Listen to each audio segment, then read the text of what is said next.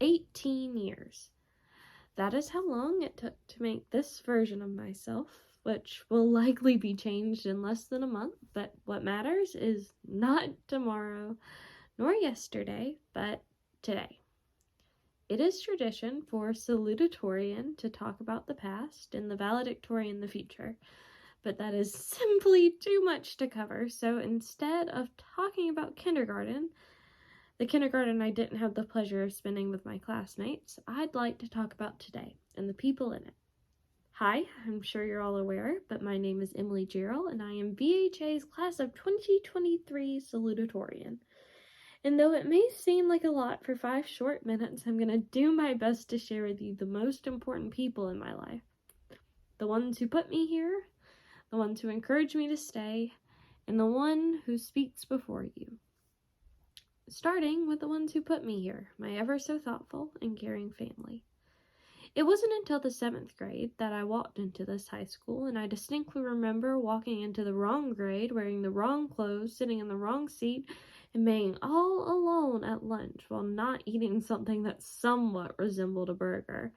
I came home in tears, begging my mom to take me back to Pinewood, as no bullying could be worse than the embarrassment I faced that day. But that isn't what I want to talk about, nor what matters to me. What matters happened on the car ride home, when my mother, Shirley Gerald, said the same words as she did before I walked on this stage and gave this speech. "You've got this." She told me just one more week before I made up my mind, and for her decision I'm forever grateful. Her and my dad and my sisters have been and continue to be the biggest cheerleaders throughout my life. For them, no achievement was too small for praise, nor tragedy for tears, and I know they will continue to stand by my side and support me like they have in the past. And for that, I'm forever grateful. Thank you. The ones who encouraged me to stay. My unbelievably supportive friends. On my second day of the 7th grade, I met 2 people who went from my only friends to my best friends to my chosen family.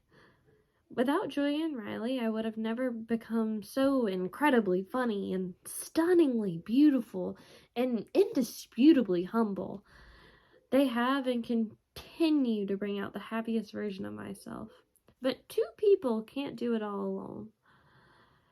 A year later, I met Carly, and our little group was formed, and we had the silly, the funny, the goofy, and the flat-out ridiculous.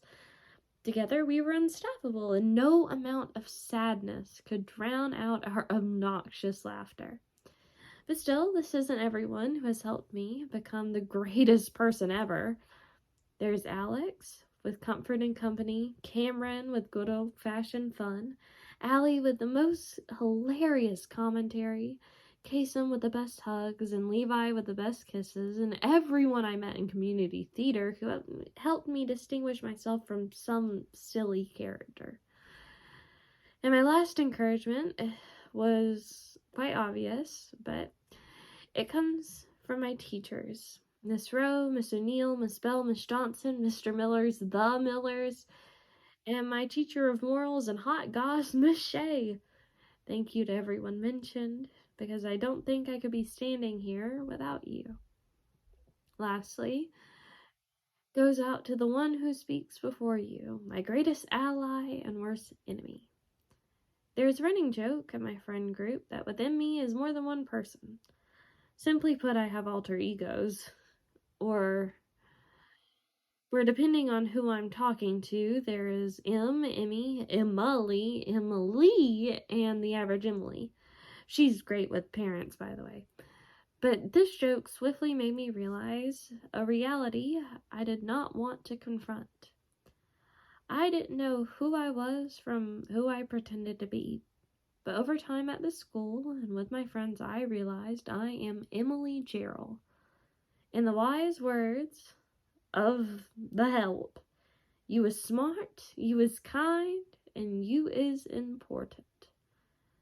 I am smart, and I am at least somewhat kind, and I am important, not to mention funny, beautiful, or talented. I am Emily Gerald, and I am proud of that. American financier and statesman Bernard M. Baruch once said, "Be who you are and say what you feel, because those who mind don't matter, and those who matter don't mind." And I hope to continue living my life under this beautiful philosophy and thank myself for doing it. Thank you to all my family, friends, colleagues, and Emily's for getting me here. And in conclusion, love yourself. Because how else are you supposed to love anybody else? Can I get an amen? Amen.